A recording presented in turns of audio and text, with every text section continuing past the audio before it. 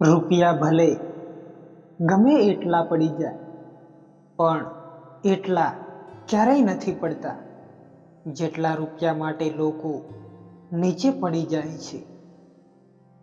આજના જમાનામાં દરેક વસ્તુ મોંઘી થઈ ગઈ છે, પણ ખાલી એક માણસ જ છે જે સસ્તા થઈ ગયા છે.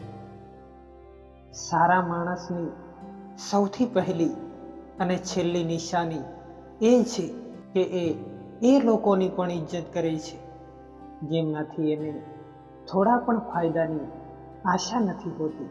પોતાને એવા બનાવો કે જ્યાં તમે ખોવો ત્યાં બધા તમને પ્રેમ કરે, અને જ્યાંથી તમે ચાલ્યા જાઓ ત્યાં બધા તમને યાદ કરે, અને જ્યાં તમે પહોંચવાના હોય ત્યાં બધા તમારો ઇંતજાર કરે. બીજા લોકોના દમ ઉપર જો ઉડીને દેખાડશે તો પોતાના હુનર પર ઉડવાનું ભૂલી જશે. બસ ખાલી એક જ ભૂલની વાર છે, પછી લોકો ભૂલી જશે કે તમે પહેલા કેટલા સારા હતા. જીત પણ ફીકી લાગે છે જો કોઈ વખાણ કરવા વાળું તમારી સાથે ના હોય તો, અને હાર પણ સુંદર લાગે છે જ્યારે આપણું પોતાનું કોઈ આપણી પાસે હોય તો. મતલબ વગર કોઈ તમારી ઇજ્જત નથી કરતું, એટલા માટે પોતાને એટલા બધા સફળ બનાવો કે લોકો મતલબ વગર પણ તમારી ઇજ્જત કરે. વર્ષો જૂનો સંબંધ પણ પાછો જોડાઈ જશે, પણ શરત એ છે કે સામેવાળા માણસને તમારી જરૂર હોવી જોઈએ. કોઈનું ધન જોઈને નહીં, પણ કોઈનું મન જોઈને એનાથી જોડાવવું જોઈએ.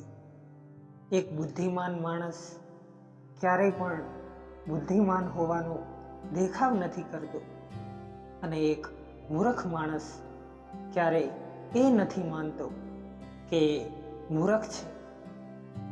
આખી દુનિયા ફરી લો, પણ જે શાંતિ ઘરમાં મળે છે એ બીજે ક્યાંય નથી મળતી. કડવું લાગશે પણ હકીકત છે. આજના જમાનામાં લોકો ઓકાત જોઈને સંબંધ બનાવે છે. એ લોકોને ગુસ્સો સૌથી વધારે આવે છે જે પોતાના મનની પીડાને કોઈને કહી જ નથી શકતા. એ માણસ તમારી વેલ્યુ ક્યારેય નહીં સમજે જેમના માટે તમે હંમેશા હાજર રહેશો.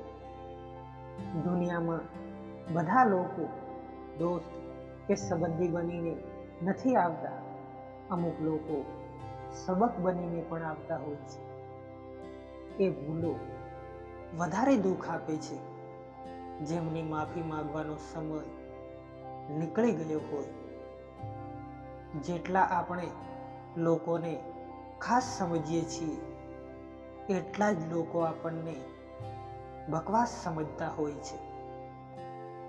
માણસ સમય એમને જ આપે છે જેમને એ આપવા માંગતો હોય, બાકી બધા તો બહાના છે કે સમય જ નથી મળતો. લોકોને સારા સમજવાનું છોડી દો, કેમ કે લોકો જેવા બહારથી દેખાય છે એવા અંદરથી બિલકુલ પણ નથી હોતા. માણસના દુઃખનું કારણ એના કોઈના પ્રત્યે આશા રાખવી હોય છે, કેમ કે જેટલી તમે આશા રાખશો એટલા દુઃખ પણ વધારે મળશે. પોતે જ લડવી પડે છે જિંદગીની લડાઈ, કેમ કે લોકો અહીંયા સાથ ઓછો અને જ્ઞાન વધારે આપે છે. તમે ભલે ગમે એટલા સારા કર્મ કરી લો, પણ તમારા વખાણ હંમેશા સ્મશાનમાં જ થશે. પહેલાના જમાનામાં ચોટ લાગવા પર હળદર અને ચૂનો લગાવતા હતા, અને આજના જમાનામાં લોકો સ્ટેટસ લગાવે છે.